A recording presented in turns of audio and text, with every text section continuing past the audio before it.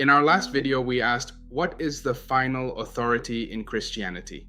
If scripture stands above tradition, then another important question follows: how do doctrinal errors enter the church? Because history shows us something undeniable. Error rarely enters boldly, it enters gradually. Jesus once said, "You are mistaken, not knowing the scriptures nor the power of God." That statement is striking.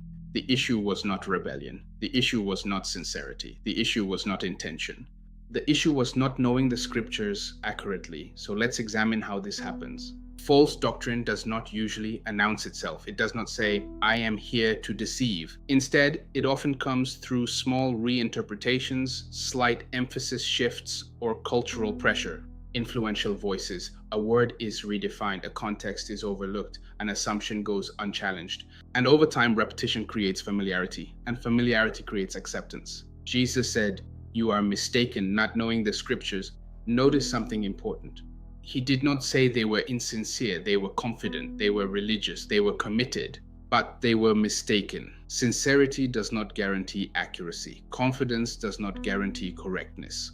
Only careful knowledge of scripture guards against error. Over time, teachings become traditions, and traditions gain emotional protection. People begin to say, "This is how we've always believed. This is what we were taught." And gradually, questioning becomes uncomfortable. But asking, "What does scripture actually say?" is not rebellion. It is responsibility. Culture always influences interpretation. Language shifts, social values shift, political realities shift. And sometimes scripture begins to be filtered through culture rather than culture being evaluated through scripture. Another danger is misplaced trust. Leaders are important, teachers are necessary, but no teacher replaces personal discernment. When believers stop examining scripture personally, vulnerability increases. Scripture gives us a safeguard. Test all things, hold fast what is good.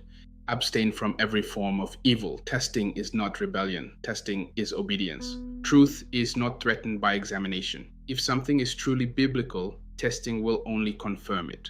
Now, some may ask, doesn't scripture tell us to hold to traditions? Yes, Paul wrote, "Stand firm and hold to the traditions which you were taught, whether by word or our epistle."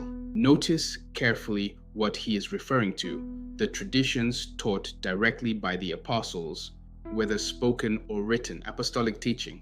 That is very different from later developed traditions that arose centuries afterward.